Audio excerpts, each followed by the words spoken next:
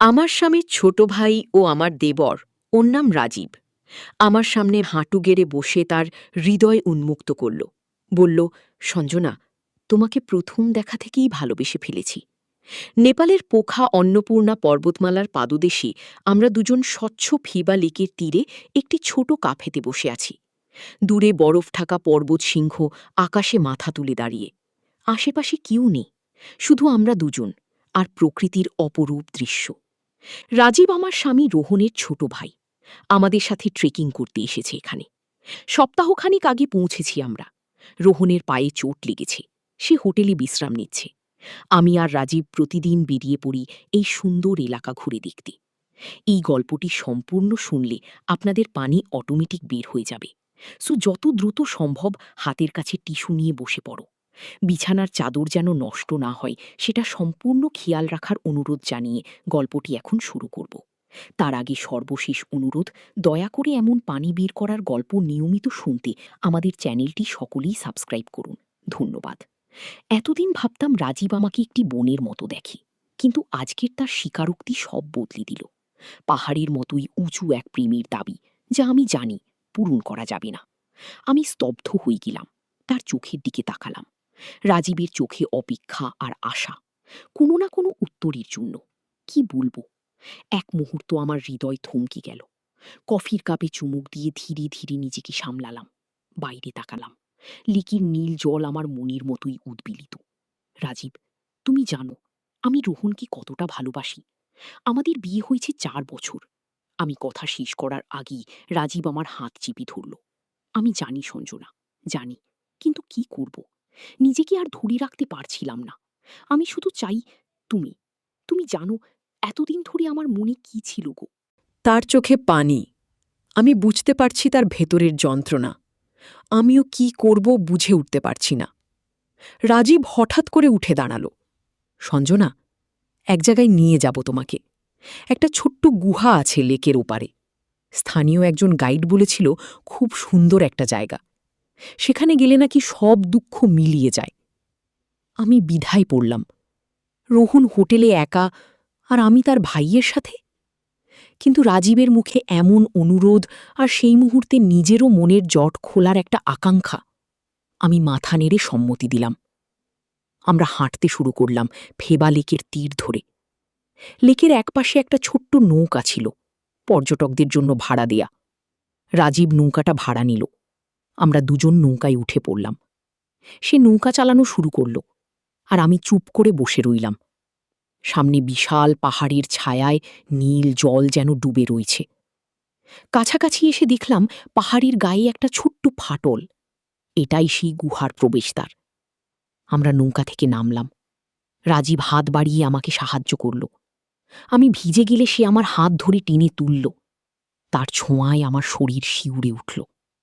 এই পরিস্থিতি থেকে বেরিয়ে আসতে হবে, ভাবলাম মনে মনে। গুহার মুখে এসে থামলাম। অন্ধকার। রাজীব পকেট থেকে একটা ফ্ল্যাশ লাইট বের করল। তুমি ভয় পাচ্ছ? সে জিজ্ঞেস করল। না, চলো দেখি ভেতরে কি আছে, বললাম আমি। ভেতরে পা রাখতেই আশ্চর্য হয়ে গেলাম। ঠান্ডা হাওয়া, আর মনে হচ্ছে যেন কেউ ফিসফিস করে কথা বলছে। শুনতে পাচ্ছ? জিজ্ঞেস করলাম। রাজীব মাথা নাড়ল।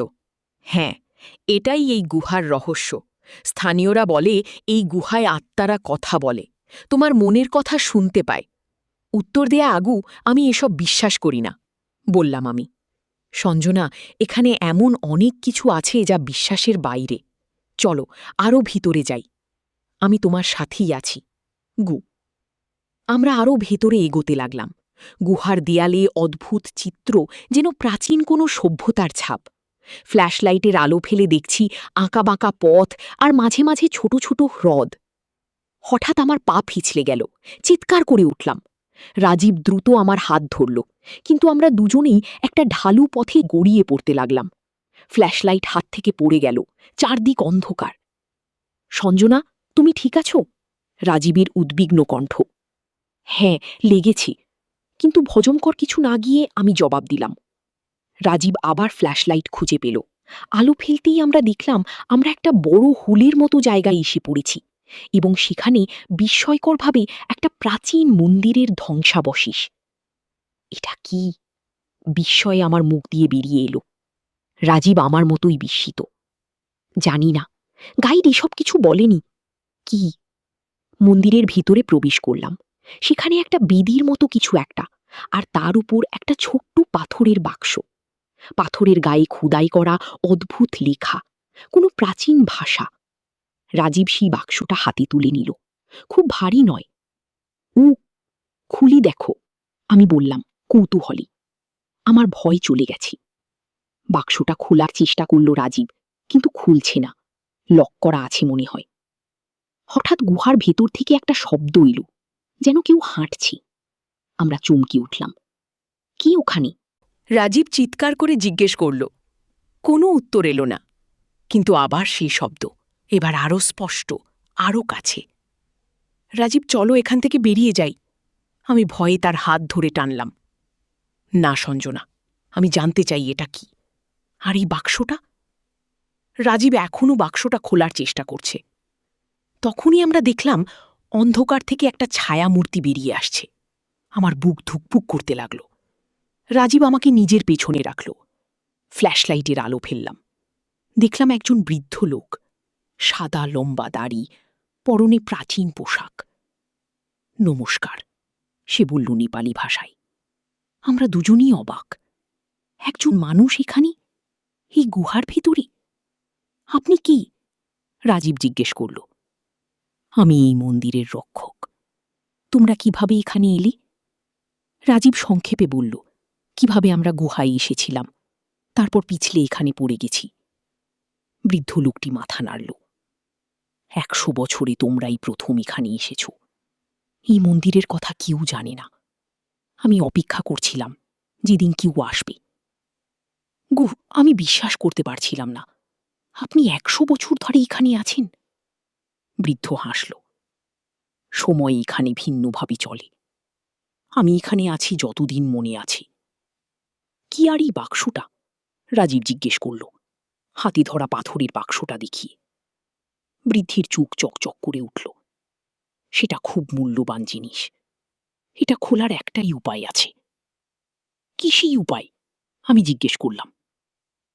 তোমাদের মনের গভীরে যা লুকিয়ে আছে তা স্বীকার করতে হবে।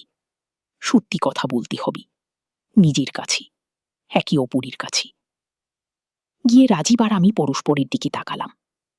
আমার মনে পড়ল মাত্র কয়েক ঘন্টা আগে সে আমাকে তার হৃদয়ের কথা বলেছি। আর আমি কি সত্যি করে জবাব দিয়েছি, নাকি পালিয়েছি? রাজীব শুরু করল। আমি সঞ্জনাকে ভালোবাসি, এটা সত্যি। কিন্তু আমি জানি এটা অন্যায়। রুহুন আমার ভাই, আর সঞ্জনা তার স্ত্রী। আমি নিজের ভালোবাসা চিবিয়ে রেখেছি 4 বছর, কিন্তু আজ বলে ফেলেছি। বৃদ্ধ এবার আমার দিকে তাকালো। আর তুমি, তোমার মনের সত্য কি? আমি নিজের ভিতরে তাকালাম। সত্যিই কি আমি রাজীবকে কোনো সময় ভিন্নভাবে রেখেছি? রোহনের প্রতি আমার ভালোবাসা অটুট, কিন্তু রাজীব, তার সাথে এই কদিন একসাথে থাকা, হাঁটা, কথা বলা, সব ভেবে দেখলাম। আমি রোহনকে ভালোবাসি, এটা সত্য, কিন্তু উফ, আমি থামলাম, কারণ আমার মনে সংশয় ছিল। কিন্তু বৃদ্ধ আগ্রহ নিয়ে জিজ্ঞেস করল, কিন্তু? আমি বুঝতে পেরেছি রাজীবের সাথে আমার একটা অদ্ভুত বন্ধন আছে। এটা ভালোবাসা নয়, কিন্তু অন্য কিছু। যখন আমি রুহুনির সাথে ঝগড়া করি, রাজীব সবসময় আমাকে বোঝার চেষ্টা করে, আমার কথা শুনি। গিয়ে রাজীব আমার দিকে অবাক হয়ে তাকালো। সঞ্জনা, তুমি কখনো আমাকে বলনি। গিয়ে কি বলবো, আমি নিজেই বুঝতে পারিনি। আর তোমার আজকের কথা শুনে আমি আরো বিভ্রান্ত হয়ে গেছি গো। বৃদ্ধ মৃদু হাসল। তোমরা দুজনেই নিজেদের সত্য স্বীকার করেছ। এবার এই বাক্সটা খুলবে কি? আশ্চর্যজনকভাবে রাজীবের হাতে ধরা বাক্সটা হঠাৎ করে খুলে গেল। ভিতরে একটা ছোট্ট পাথরের টুকরো, তার উপর অদ্ভুত চিহ্ন। এটা কি? রাজীব জিজ্ঞেস করল। এটা সাপ মুক্তির পাথর। একসময় এই অঞ্চলে এক রাজা ছিলেন। তার প্রেমিকা তাকে ছেড়ে যাওয়ায় তিনি অভিশাপ দিয়েছিলেন যে কেউ প্রেমে পড়বে তাদের প্রেম ব্যর্থ হবে। সেই অভিশাপ এখনো এই অঞ্চলে বিরাজ করছে। এই পাথর সেই অভিশাপ মুক্ত করতে পারে কি? আমি বিশ্বাস করতে পারছিলাম না। অভিশাপ? এসব তো কল্পকাহিনী। বৃদ্ধ মাথা নাড়ল। তুমি মনে করো না কেন? তোমাদের হৃদয়ে কি অনুভব করছো? এই পাহাড়, এই জায়গা তোমাদের টেনে এনেছে যেন তোমরা নিজেদের সত্য জানতে পারো। কি করতে হবে আমাদের? রাজীব জিজ্ঞেস করল। এই পাথরটি নিয়ে ফেবা লেকের তীরে যাও সূর্যাস্তের সময়। পাথরটি জলে ভাসিয়ে দাও, তারপর দেখবে তোমাদের হৃদয় মুক্ত হবে। আমি এখনও সন্দিহান, কিন্তু রাজীব পাথরটি নিজের পকেটে রাখল। আমরা চেষ্টা করব। বৃদ্ধ মাথা নাড়ল। এবার যাও, গুহা থেকে বেরোনোর পথ আমি দেখাব গো। বৃদ্ধ আমাদের নিয়ে গেল একটা ভিন্ন পথে, যেটা আমরা আসার সময় দেখিনি। সেই পথ ধরে আমরা সহজেই গুহার বাইরে এসে পড়লাম। কিন্তু বাইরে এসে দেখি বৃদ্ধ আমাদের সাথে নেই। কোথায় গেলেন উনি? আমি অবাক হয়ে চারদিকে তাকালাম। রাজীব মাথা নাড়ল। জানি না। যাই হোক, এখন সূর্যাস্তের আর ঘণ্টাখানিক বাকি। চলো ফেবা লেকে যাই। আমরা আবার নৌকায় উঠে লেকের অন্য পাড়ে ফিরে এলাম। কিন্তু হোটেলে ফেরার আগে রাজীব পাথরটি বের করল।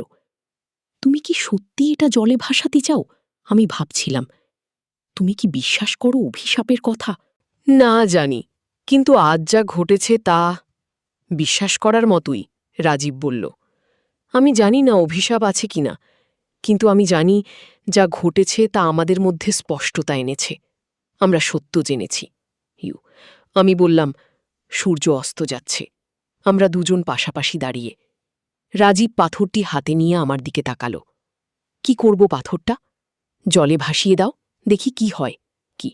আমি বললাম। রাজীব পাথরটি জলে ছুঁড়ে ফেলল। পাথরটি একবার ডুবে গেল, তারপর আবার ভেসে উঠল। আশ্চর্যের বিষয়ে পাথরটি জলের উপরে ভেসে থাকল আর ধীরে ধীরে গোলাকার ঘুরতে লাগল। জল থেকে একটা অদ্ভুত আলো বেরোতে শুরু করল, যেন সব জল আলোকিত হয়ে উঠল। সেই আলো বাড়তে বাড়তে আমাদেরও গ্রাস করে ফেলল। আমি রাজীবের হাত ধরে নিলাম। একটা অদ্ভুত অনুভূতি, যেন শরীরের ভেতর কিছু একটা বদলে যাচ্ছে। কয়েক মুহূর্ত পর আলো মিলিয়ে গেল। আমি আর রাজীব দুজনেই অবাক। আমার ভেতরে কিছু একটা বদলে গেছে, যেন কোনো বোঝা নেমে গেছে। রাজীব, তুমি কি অনুভব করছো? আমি জিজ্ঞেস করলাম। রাজীব থামল। আমি এখন বুঝতে পারছি আমার তোমার প্রতি অনুভূতি কেন এত প্রবল ছিল। আসলে আমি তোমাকে ভালোবাসিনি। আমি ভালোবেসেছিলাম তোমার মধ্যে থাকা সেই বোনের মতো ভালোবাসা, যা আমার জীবনে কখনো ছিল না। আমাদের মা চলে যাওয়ার পর আমার জীবনে কোনো নারীর স্নেহ ছিল না। আগে আমি অবাক হয়ে তার কথা শুনছিলাম। আমিও অনুভব করছি রাজীবের প্রতি আমার আকর্ষণ ছিল না প্রেম, বরং সেই সাহচর্য যা আমার নিজের ভাইয়ের সাথে ছিল, যাকে আমি হারিয়েছিলাম অনেক বছর আগে। রাজীব, আমিও একই অনুভব করছি। আমরা দুজনেই ভুল বুঝেছিলাম। রাজীব হাসল। সেই বৃদ্ধ ঠিকই বলেছিলেন, আমরা অভিশাপ থেকে মুক্ত হয়েছি গিয়ে। আমরা দুজনেই মুক্ত মনে হাসলাম, আর সেই পবিত্র মুহূর্তে আমরা এক নতুন সম্পর্কের জন্ম দিলাম, একটা সত্যিকারের ভাই বোনের সম্পর্ক। চলো রোহনের কাছে যাই। আমার মনে হচ্ছে তার সাথে আমাদের সম্পর্কে কিছু নতুন আবিষ্কার করতে পারব, আমি বললাম। আমরা হোটেলে ফিরে এলাম। রোহন বিছানায় শুয়েছিল, টিভিতে কিছু একটা দেখছিল। আমাদের দেখে উঠে বসল। কোথায় ছিলে তোমরা এতক্ষণ? আমি চিন্তা করছিলাম। কি? রোহন জিজ্ঞেস করল। রাজীব আর আমি পরস্পরের দিকে তাকালাম। কি করে বলবো সব কথা? দাদা, আমরা একটা অদ্ভুত অভিজ্ঞতা থেকে ফিরছি, রাজীব শুরু করল। আমরা দুজনে মিলে রোহনকে সব বললাম, গুহা, বিধু, পাথর সবকিছু। কিন্তু রাজীবের আমার প্রতি ভালোবাসার অংশটা আমরা অন্যভাবে বললাম আমাদের মধ্যে একটা মিথ্যা আকর্ষণ তৈরি হয়েছিল সেই অভিশাপের কারণে, যা এখন চলে গেছে। রোহন হাসল। তোমরা দুজন রূপকথা বানিয়ে আমাকে বিশ্বাস করাতে চাইছ। না রোহন, এটা সত্যি। কি? আমি জোর দিয়ে বললাম। রোহন সন্দেহ ভরে মাথা নাড়ল। আচ্ছা, আমি ভাবছিলাম আমাদের ট্রেকিং প্ল্যান একটু বদলালে কেমন হয়। আমার পা এখন ভালো আছে, কাল থেকে আমিও তোমাদের সাথে যাব। কিন্তু আমি মনে করি আমাদের অন্নপূর্ণা বেস ক্যাম্প ট্রিকটাকে বাতিল করে অন্য জায়গায় যাওয়া উচিত। কি? কোথায়? রাজীব জিজ্ঞেস করল। মুস্তাং, আরও উত্তরে। আমি শুনেছি সেখানে আরও অদ্ভুত জায়গা আছে। কি? আমরা দুজনেই সম্মত হলাম, কিন্তু আমার মনে একটা অজানা আশঙ্কা ছিল। পরের দিন সকাল আমরা একটা জিপ ভাড়া করে মুস্তাং যাওয়ার জন্য রওনা হলাম। রাস্তা ছিল দুর্গম, পাহাড়ি, আঁকাবাঁকা। কয়েক ঘন্টা ড্রাইভ করার পর আমরা পৌঁছালাম জমসম শহরে, মুস্তাং জেলার গেটওয়ে। সেখান থেকে আমরা আরও উত্তরে যাব কাকবেনি গ্রামে। জমসমে একটা সুন্দর হোটেলে উঠলাম। রুম আলাদা আলাদা নিলাম 3 জন। রাতে ডিনারের সময় হোটেলের ম্যানেজার বললেন, আপনারা কাকবিনি যাবেন, সেখানে একটা বিখ্যাত মন্দির আছে, মুক্তিনাথ মন্দির, আপনাদের দেখতে হবে। কি? অবশ্যই দেখব। কি? রোহন বলল। সেই রাতে আমি একটা অদ্ভুত স্বপ্ন দেখলাম। স্বপ্নে দেখলাম সেই বৃদ্ধ আমাকে বলছেন, তোমরা অভিশাপ থেকে মুক্ত হইছ, কিন্তু এর মূল্য চুকাতে হবে। মুক্তিনাথ মন্দিরে যাও, সেখানে তোমাদের পথ দেখানো হবে। পরদিন সকালে আমি রোহন আর রাজীবকে স্বপ্নের কথা বললাম। আবার সেই বৃদ্ধ। রোহন সন্দেহ ভরে জিজ্ঞেস করল। রাজীব কিন্তু আমার কথা মন দিয়ে শুনল। মুক্তিনাথ মন্দিরে অবশ্যই যাব আমরা। সেদিনই আমরা কাকবিনি চলে গেলাম। সেখান থেকে মুক্তিনাথ মন্দির আরও উপরে 3500 মিটার উচ্চতায়। ঘোড়া ভাড়া করে আমরা উঠতে শুরু করলাম। চারদিকে অপরূপ দৃশ্য, হিমালয়ের বরফ ঢাকা চূড়া আর নিচে গভীর উপত্যকা। মন্দিরে পৌঁছালাম দুপুরের কিছু পরে। একটা ছোট মন্দির, কিন্তু এর আধ্যাত্মিক গুরুত্ব অনেক। হিন্দু আর বৌদ্ধ উভয় ধর্মের লোকেরা এখানে আসেন। মন্দিরের ভিতরে প্রবেশ করলাম, অদ্ভুত শান্তি অনুভব করলাম। কিন্তু আমার খুঁজে পাওয়া লাগলো কিছু একটা, স্বপ্নের বৃদ্ধির কথা মতো। হঠাৎ মন্দিরের ভিতর একজন সন্ন্যাসী আমাদের কাছে এলেন। তোমরা 3 জন বোধ হয় ভারত থেকে এসেছো। আমরা মাথা নাড়ল। হ্যাঁ, কলকাতা থেকে। তোমাদের মধ্যে একজন স্বপ্নে এক বৃদ্ধকে দেখেছ, তাই না? সন্ন্যাসী জিজ্ঞেস করলেন। আমরা 3 জনই চমকে উঠলাম। আপনি কি করে জানলেন? আমি জিজ্ঞেস করলাম। তিনি আমাকে বলেছেন তোমরা আসবে, আমার সাথে এসো। আমরা সন্ন্যাসীর পিছনে পিছনে চললাম। তিনি আমাদের নিয়ে গেলেন মন্দিরের পিছনে একটা ছোট্ট কুটিরে। সেখানে একটা টেবিলের উপর রাখা একটা প্রাচীন পুঁথি। তোমরা একটা অভিশাপ থেকে মুক্তি পেয়েছ, কিন্তু এটা সম্পূর্ণ হয়নি। সন্ন্যাসী বললেন। কেন? রাজীব জিজ্ঞেস করল। সেই অভিশাপটার শক্তি হারিয়েছে, কিন্তু এর পিছনের রহস্য তোমরা জানো না। সেই রাজা, যিনি অভিশাপ দিয়েছিলেন, তিনি শুধু প্রেমিকার বিশ্বাসঘাতকতার কারণে নয়, নিজের ভাইয়ের বিশ্বাসঘাতকতার কারণে অভিশাপ দিয়েছিলেন। তার ভাই তার প্রেমিকাকে নিয়ে পালিয়ে গিয়েছিল। রোহন আর রাজীব পরস্পরের দিকে তাকালো। তাহলে আমাদের সাথে এর কি সম্পর্ক? রোহন জিজ্ঞেস করল। তোমরা 2 ভাই আর একজন নারী, তোমাদের মধ্যে লুকিয়ে থাকা সত্য বেরিয়ে এসেছে, কিন্তু পুরো সত্য নয়। সন্ন্যাসী বললেন। রোহন হঠাৎ অস্বস্তি বোধ করল। আপনি কি বলতে চাইছেন? তোমার মনের ভেতরেও একটা সত্য লুকিয়ে আছে, তাই না রোহন? সন্ন্যাসী জিজ্ঞেস করলেন। রোহন পাংশু হয়ে গেল। আমি জানি না আপনি কি বলছেন। সন্ন্যাসী পুঁথিটি খুললেন। এখানে লেখা আছে, অভিশাপ থেকে মুক্তি পাওয়ার জন্য 3টি হৃদয়ের সত্য প্রকাশ পেতে হবে। তোমরা দুজন তোমাদের সত্য জেনেছ, কিন্তু তৃতীয় সত্য এখনও লুকিয়ে আছে। কি? রোহন উঠে দাঁড়াল। আমি আর এসব শুনতে চাই না, আমরা এখনই ফিরে যাব। গো, রোহন, তুমি কি লুকাচ্ছ? আমি জিজ্ঞেস করলাম। রোহন আমার দিকে তাকালো, তার চোখে অপরাধবোধ। সঞ্জনা, আমি তোমাকে সত্যি কথা বলি। গিয়ে কি বলনি? আমি জিজ্ঞেস করলাম। আমার বুক থুকপুক করছিল। আমি জানতাম রাজীব তোমাকে ভালোবাসে। আমি জানতাম সে তোমার সাথে একা সময় কাটাতে চায়। তাই আমি ইচ্ছে করেই নিজের পায়ে ব্যথার ভান করেছিলাম। আমি দেখতে চেয়েছিলাম তুমি কি করো। আমি পরীক্ষা করছিলাম তোমাদের দুজনকে। গিয়ে কি? রাজীব আর আমি একসাথে বলে উঠলাম। আমি নিজেকে পরীক্ষাও করেছিলাম। আমি জানতে চেয়েছিলাম আমি কতটা ঈর্ষান্বিত হব। আমি আমার ভাইকে অবিশ্বাস করি না, কিন্তু আমি নিজেকে জানতে চেয়েছিলাম গো। আর এখন তুমি কি জানলে? সন্ন্যাসী জিজ্ঞেস করলেন। আমি জানলাম আমি আমার ভাইকে বিশ্বাস করি, আর আমার স্ত্রীকেও। আমি জানলাম ঈর্ষা আমার ভেতরে আছে, কিন্তু তা আমার ভালোবাসাকে ছাড়িয়ে যায়নি গো। সন্ন্যাসী হাসলেন। এই হলো সেই তৃতীয় সত্য। এখন তোমরা সম্পূর্ণভাবে মুক্ত। রাজীব রাগে ফুঁসছিল। দাদা, তুমি আমাদের নিয়ে খেলেছ? না রাজীব, আমি নিজেকে জানতে চেয়েছিলাম। আমি জানতাম না এর পেছনে কোনো অভিশাপ আছে।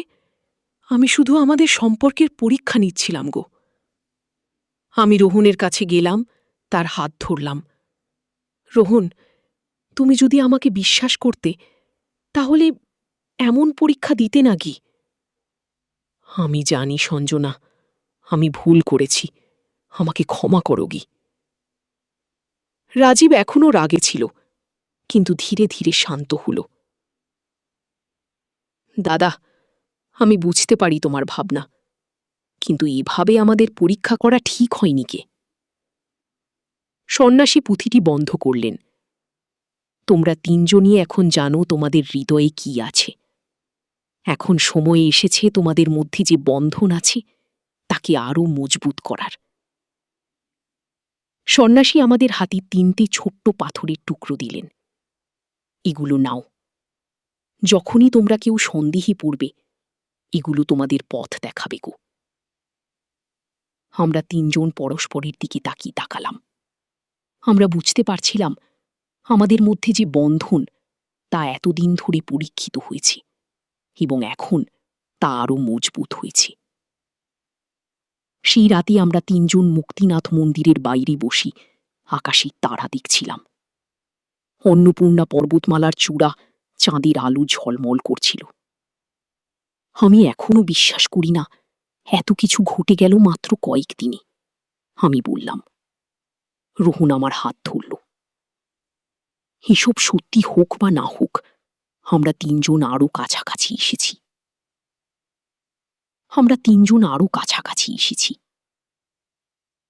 রাজীব মাথা নাড়ল। হ্যাঁ দাদা, আমরা এখন আরো ভালোভাবে জানি আমরা কি চাই।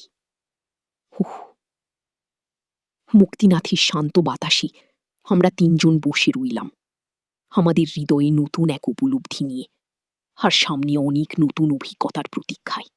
3 সপ্তাহ পরে কলকাতায় ফেরার পর আমি রোহনকে জিজ্ঞেস করলাম, তুমি কি সত্যিই বিশ্বাস করো আমরা অভিশাপ থেকে মুক্তি পেয়েছি? রোহন হাসল। আমি এখন অন্য এক অভিশাপে আছি, তোমাকে আমার জীবনে পাওয়ার অভিশাপ, যা থেকে আমি কখনো মুক্তি চাই না গে। আমি হাসলাম, আর সেই ছোট্ট পাথরের টুকরো যা এখনো আমার কাছে আছে তা আমার কাছে মূল্যবান হয়ে উঠল, যেন সেটা আমাদের ভালোবাসার প্রতীক। রাজীব সে বেঙ্গালুরুতে চলে গেল নতুন চাকরি নিয়ে, কিন্তু এখন আমাদের মধ্যে একটা নতুন বন্ধন, এক ভাই বোনের সম্পর্ক। আমার মনে হয় সত্যি সেই অভিশাপ ছিল, আর আমরা তা থেকে মুক্তি পেয়েছি। কিন্তু কে জানে, হয়তো এটা ছিল শুধুই একটা অদ্ভুত অভিজ্ঞতা। নেপালের পাহাড়ে, যেখানে আমরা নিজেদের মুখোমুখি হয়েছিলাম আর জেনেছিলাম আমাদের হৃদয়ে কি আছে। যাই হোক, এখন যখনই আমরা 3জন একসাথে বসি, আমাদের চোখে এক অদ্ভুত আলো জ্বলে, আর আমরা জানি আমাদের মধ্যে এক অদ্ভুত বন্ধন আছে, যা কোনো অভিশাপই ভাঙতে পারবে না।